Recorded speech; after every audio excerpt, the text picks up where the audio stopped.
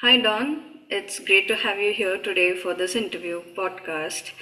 The topic is very special, and I'm glad you're here to speak about it. It's about the goddess mysticism and all about ancient goddesses of Egypt and other cultures. So, welcome. Would Thank like to you, know a little Rashmi. about you and your work, please. Thank you, Rashmi. It's good to be here. Lovely to meet you. And, we get to talk now today about one of my favorite topics. I've been working in the space, not just as a vocation, but in my own devotion, connected with the divine feminine awakening on Earth within humanity for 40 years. And I can always track that number because it's when I was pregnant with my son. Mm-hmm. So I was pregnant when I was a young woman. I was quite young. He's 40 years old now. And Okay. I became a member of a group of six mamas. We all had boys at home in 1984. And we started off as a kind of mother support group. And then we began to get inklings and exposure to the goddess, the idea of a goddess, the idea of a divine feminine aspect of what we would call God or divinity itself. And we started exploring that through the Mother Peace Tarot deck was our initiation into that. And then ceremony, goddess ceremony, Wicca, many different threads coming in at that time, and many different goddesses. We were learning about goddesses. We were learning about doing goddess ceremonies. We were learning about how to care for Mother Earth and love Mother Earth. Two of us became herbalists. Mm-hmm. So there was a lot there related to the mother energy, the energy of divine mother. And of course, where you are in India, those goddesses never went away. But in the States, we had Mother Mary, and that was it. Mother Mary was there, but she was a little bit like, kind of like, I don't know, Mother Mary's much more a part of my life now than she was then, because she was still seen as kind of like this sort of patriarchal virgin goddess, watered down.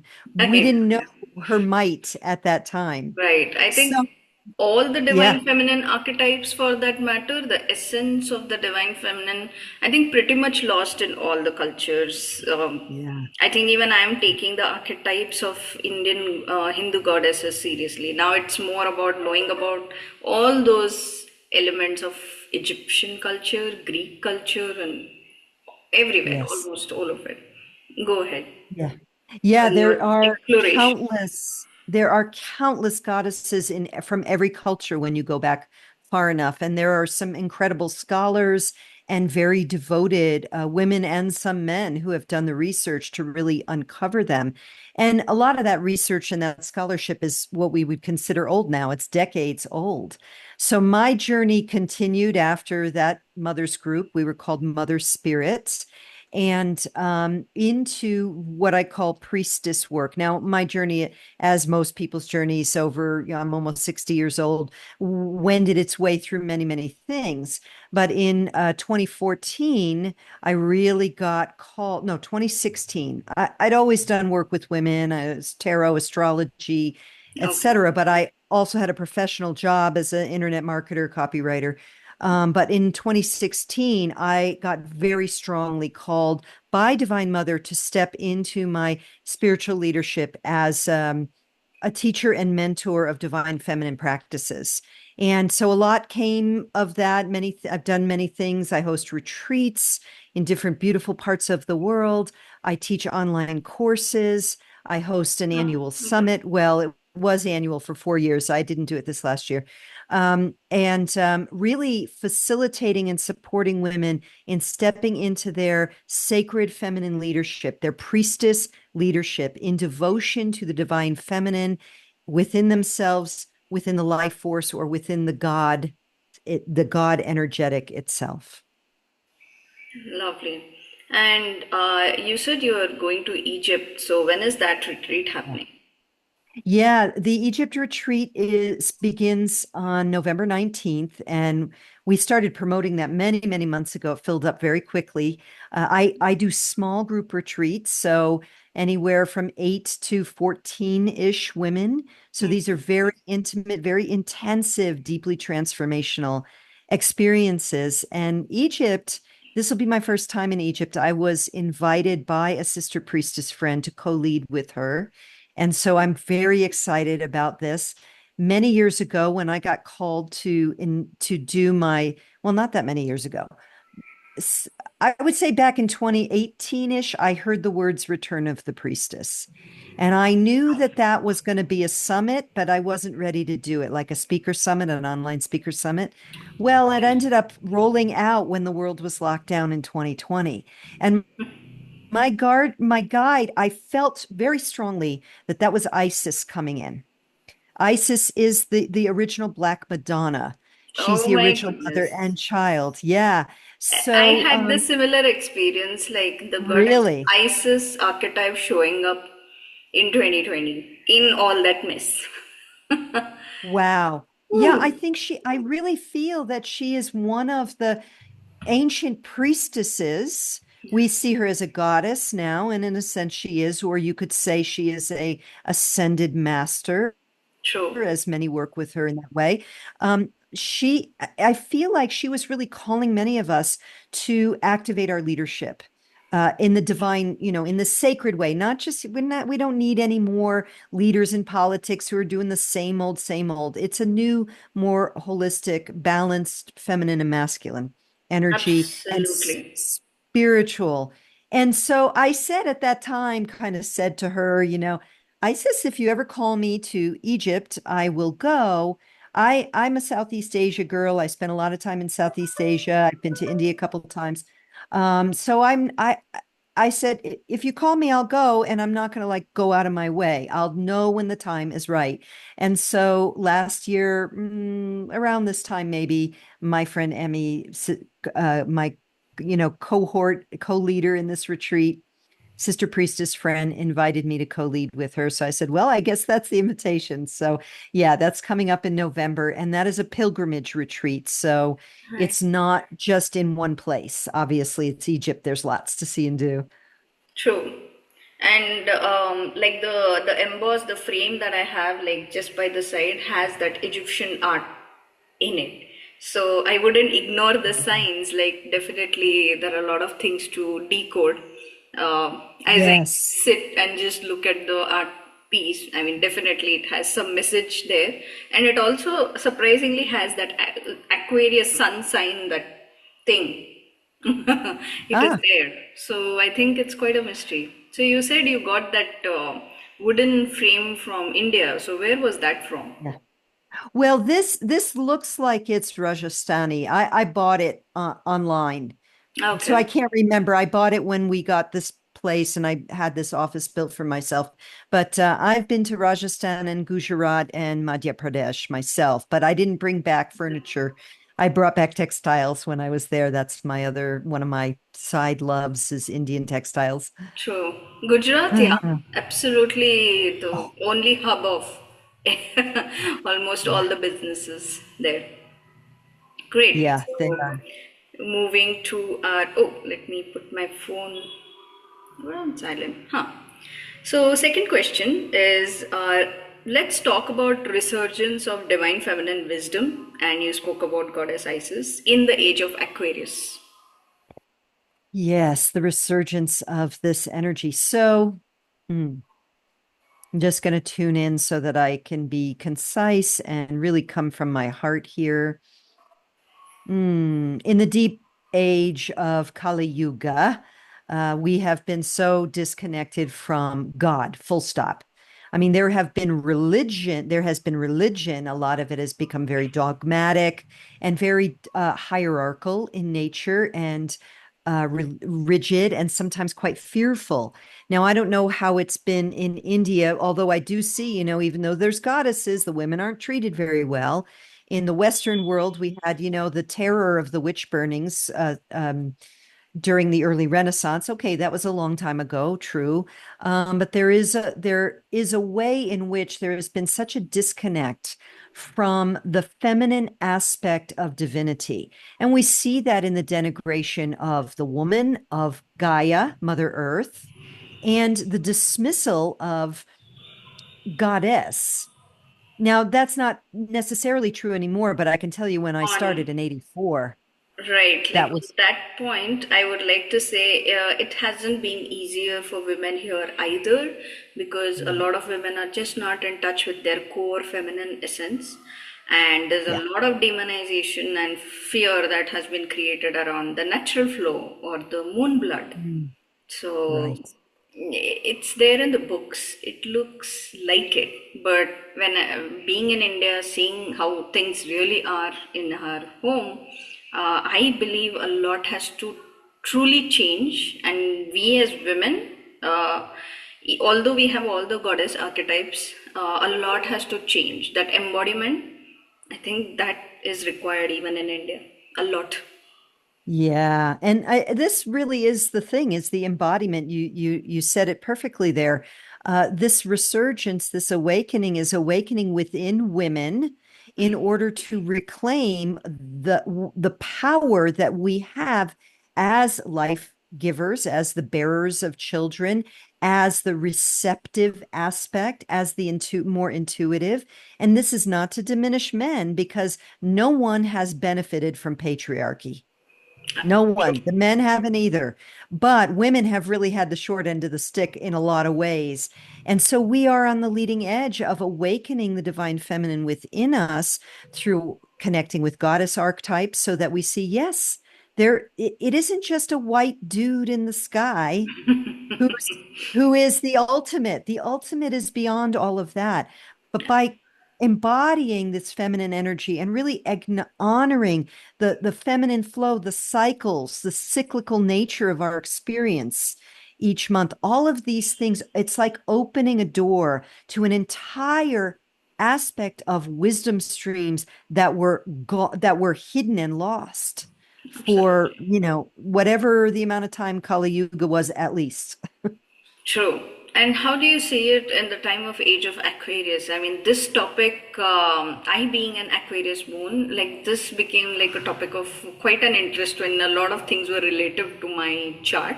And then I was like, what is this about? Why this has come to me? What is this concept all about?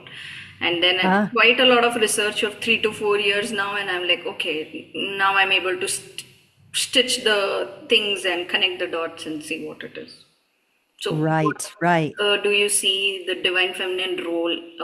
How is it going to highlight and change with Age of Aquarius themes? Right. Well, Aquarius, of course, is taking energy from top down. And if we look uh we're moving from the age of Pisces, which is that would be the savior, right? The savior complex. Someone out there is going to save us. Uh-huh. The Aquarian energetic is power to the people, that we each have within us all that we need. So you can't truncate half the population and say, well, but you're just women, So the rise of the feminine in equal balance with the masculine, true partnership. And partnership can look like division of, within the individual couples. He does the heavy lifting and she does more of the cooking. That doesn't define inequality. It's a consciousness. And Aquarius is about higher consciousness. It's about the rising tide lifts all ships. It's about a true levels beyond um, um, uh, very narrow boundaries, let's say. It's an expanded awareness. And so, how could we not be seeing a rise of the awareness of the value of feminine energetics, feminine principles, the feminine ray, we could say, of God, of that which we call God, the True. receptive energy. So I see a more, the women coming to more equality, that it's not about fighting and asking permission for men to treat us like human beings anymore. That will become a thing of the past. Right. Absolutely. Makes sense.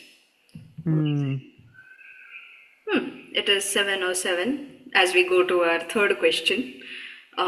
Importance of womb healing in today's time for women. Yeah.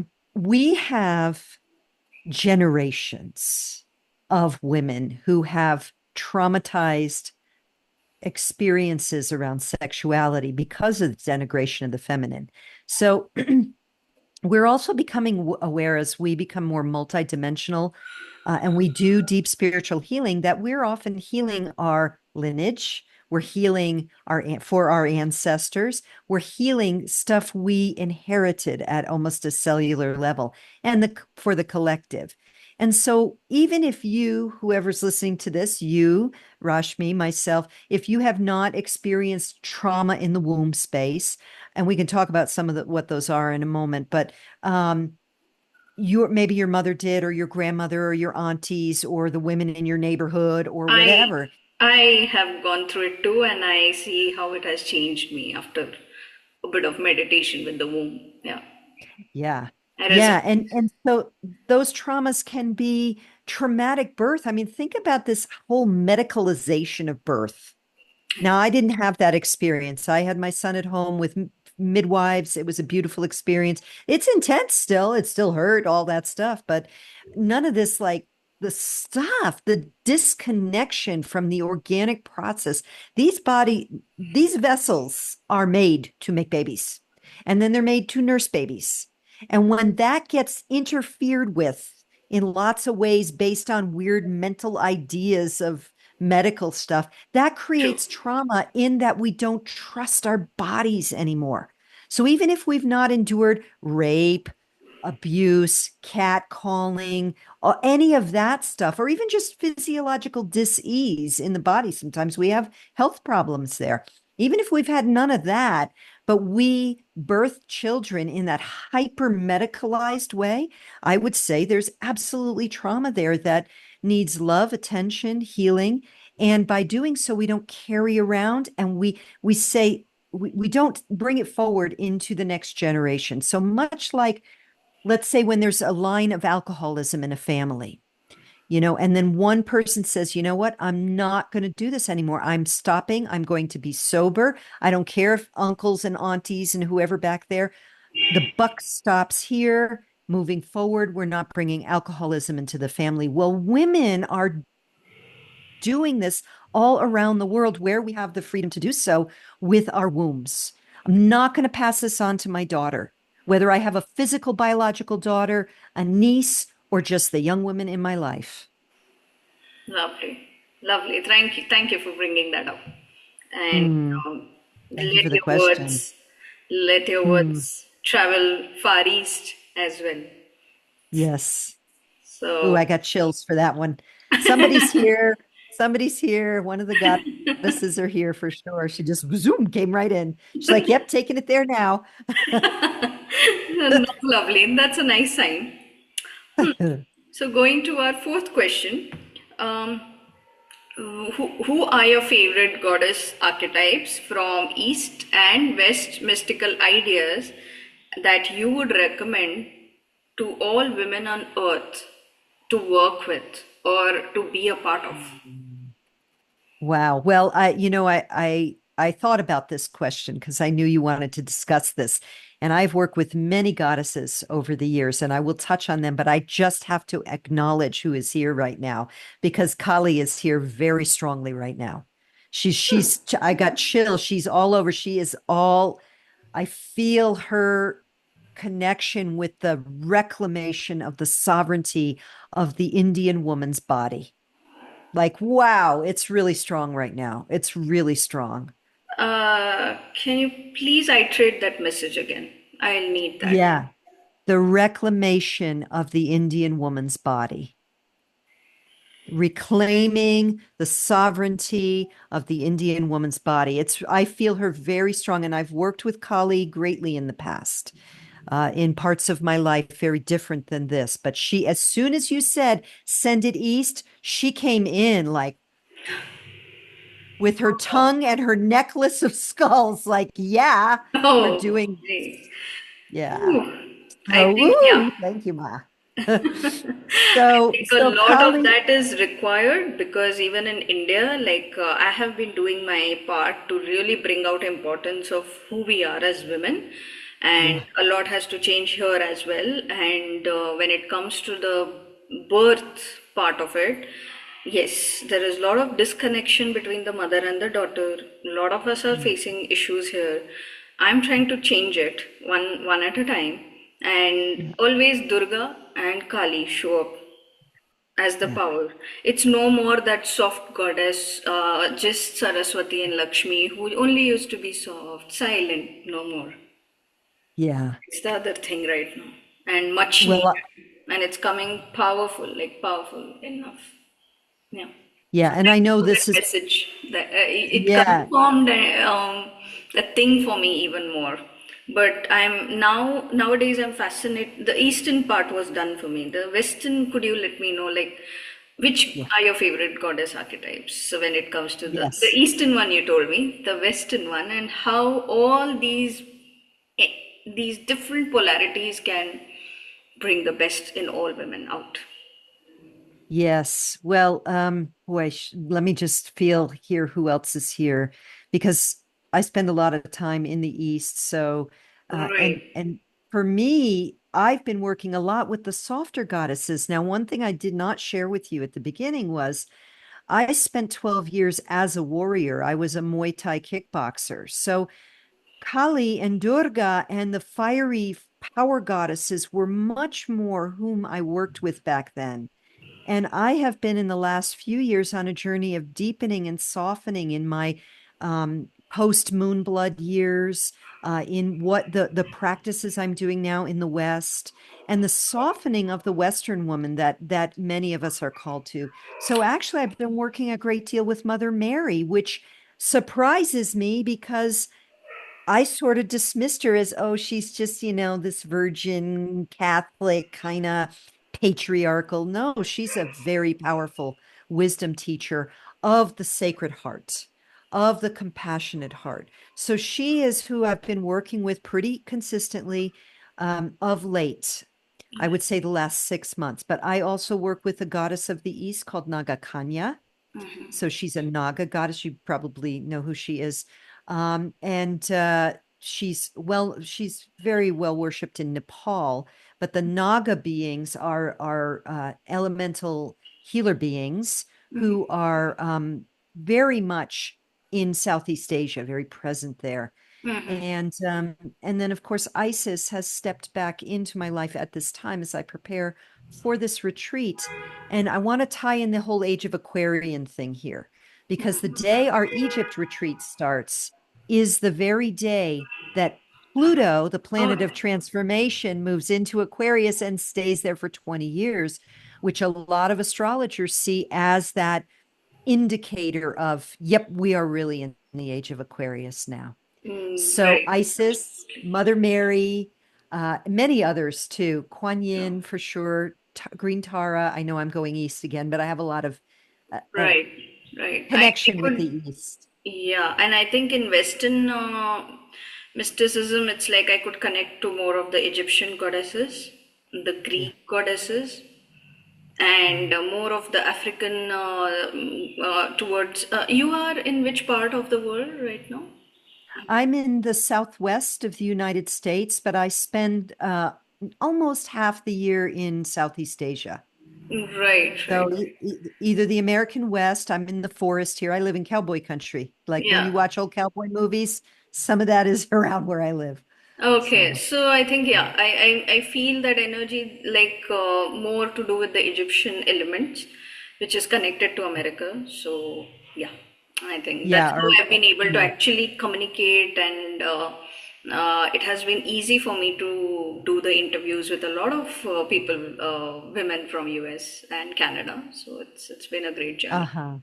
Yeah. Great. Yeah, and I just would add one more goddess, two more things. One is the goddess Athena. No, the goddess, excuse me, Artemis was, because you talked about the Greek goddesses, was Artemis, yeah. very, very important to me. She's the goddess of the hunt. She's the goddess of nature. So that archetype, if you're connecting with the Greek goddesses, for example, really helps us connect with Gaia. And Gaia, Mother Earth, is really, I work every day with Gaia in prayer and connection and anchoring my energies with her and walking in the forest, hugging trees, earthing. Gaia is ascending. We're ascending with her. She's our mother for our physical bodies. And our connection with her as a divine feminine mother energy helps us a lot at this time. And I know that's challenging for those who live in cities, but often there are parks or places you can go. In fact, I have a sister friend who lives in Delhi who she walks barefoot. No, I'm sorry, she's Indian, but she lives in London. But she walks barefoot in the park every day she can at her Mm-hmm. lunch. Ah, that's So brilliant.